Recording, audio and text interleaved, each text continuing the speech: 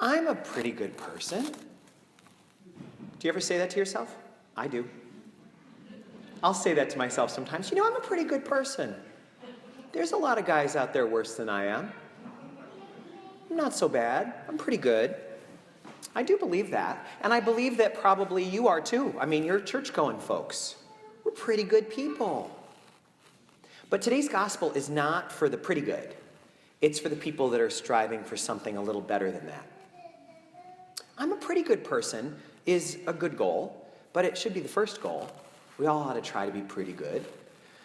But it's not until we try to be better than pretty good, until we start trying to be quite good or very good, that we realize just how hard that is, how much temptation there is to resist. The great writer C.S. Lewis, that so many people love, once said, "I didn't realize how bad I was until I tried really hard to be good." He said, once I tried resisting temptation, I started to realize how strong it is. So Jesus is giving us a strong challenge today. Here's the commandments, he says, and a lot of us are not trying that hard to live them fully. And he's saying, you probably thought that I was coming to release you from these, but I'm not. I'm coming to help you fulfill them. Now, first thing we should say before we even get started, none of us follows the commandments perfectly. None of us. No one alive. So that's a comfort, except it can start to create a line of thought that can get us way off track.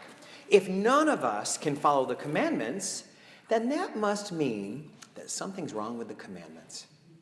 If no one can follow them, we need new commandments. But that's not what Jesus is letting us get away with today. You know that kind of thinking. Maybe there are even thoughts that you share or espouse. Thoughts like this: come on, no one waits until marriage nowadays. That is so old-fashioned.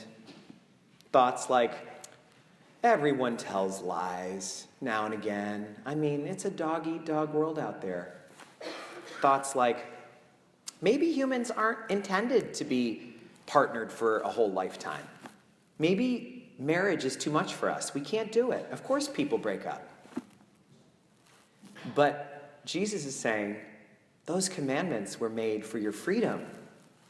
I want you to follow them, and I want you to let me help you. St. John Paul II, when he was the Pope, talked about this. He said that a lot of us have this saying that we say all the time: I'm only human. Have you ever said that? I'm only human. You do something wrong, well, I'm only human. And he says sometimes we abuse that because we use it as an excuse to give into our weakness, as if we have a right to be weak.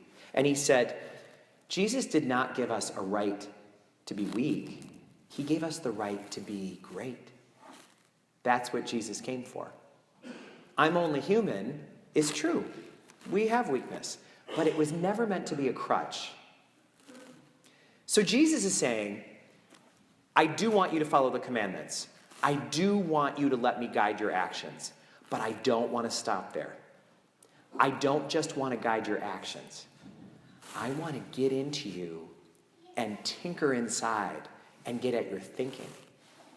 I want to help work on the motivations that cause you to want to break the commandments in the first place. And that's why we have today's gospel. He's stirring the pot so that we have to wrestle with this. I grew up learning the first commandment: you shall love the Lord your God and have no gods before God. So, to live that commandment, I prayed.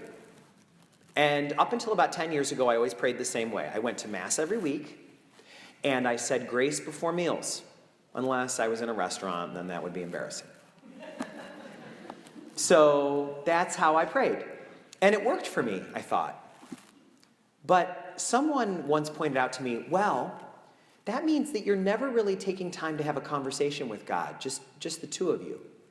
You never share your problems with God. You don't open up to God. You don't let God get into the stuff of your life. And then when I started thinking about that, it was true that my prayer wasn't necessarily making me a different kind of person than anyone else. I was pretty good, just like all those other people that were doing the same thing I was doing. We were pretty good. But I wasn't any kinder than I was without that. I wasn't the kind of person that you would pick out of a crowd and say, look how happy he is. He's so free. I was a lot like everybody else. So the question is, if we're going to Mass every week and we say grace, is that keeping the first commandment? Even if we're not any happier or freer, we're not any kinder than the average Joe down the street, our neighbors don't recognize us as being different than everybody else. They don't sense that we have a deep spiritual connection with God.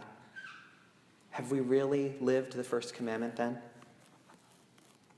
They go on. The fifth commandment, thou shalt not kill. Now, I don't know how hard a week it was for some of you, but I'm assuming that most of us have done a pretty good job keeping this commandment. But am I really keeping it if I never kill anyone, but I've got a list? I guess I don't need to say any more about that. I got a list. If I have a list, am I really keeping the fifth commandment?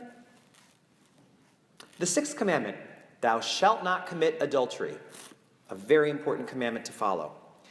But if I am honest with myself, and I can admit that I look at other people sometimes like their coats on a rack at Macy's.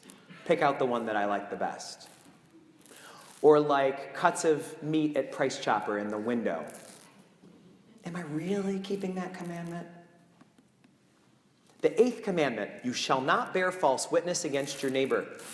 Now, I hope that none of us are slandering other people. It's important to not do that. But do I have a look that can kill? Do I know how to punish people with passive aggression if they've been difficult for me? Do I know how to work a situation so that I can manipulate things to work out the way that I want them to? Is that really living the eighth commandment? So this week, we are being invited to take a look at those commandments that are hard for us. What are the ones that are really hard for us to follow? And the starting point is to say, all right, I need to let God guide my actions. Because if this is a hard one, and I'm not mastering this, I need to let Jesus come in and guide me. But we can't stop there.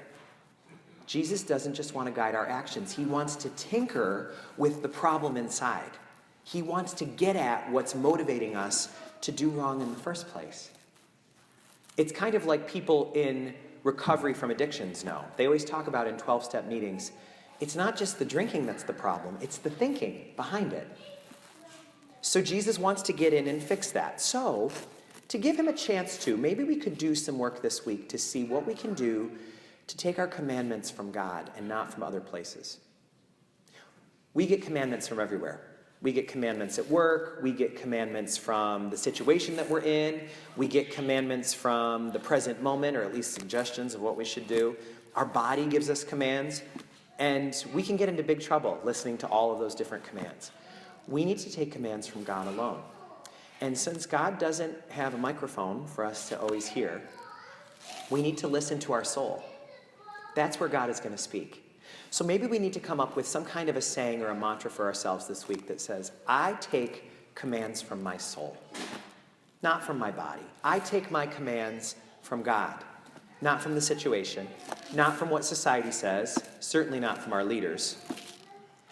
I take my commands from my soul. That's where I get the commands that I follow. This may feel like an awful lot for a snowy winter morning, and you might say, I am not up for this right now. And if that's the case for you, that's okay. Spiritual growth is a process. I've got great news. This reading, just like all of the readings, is on a 3-year cycle, and it'll come back again. If you're not ready for it right now, that's okay. As a matter of fact, I can tell you right now, this reading is scheduled to return in February of 2020. But a good question for us might be, where am I going to be in February of 2020? Am I going to be here? Am I going to get a chance to hear this gospel again and work on it later?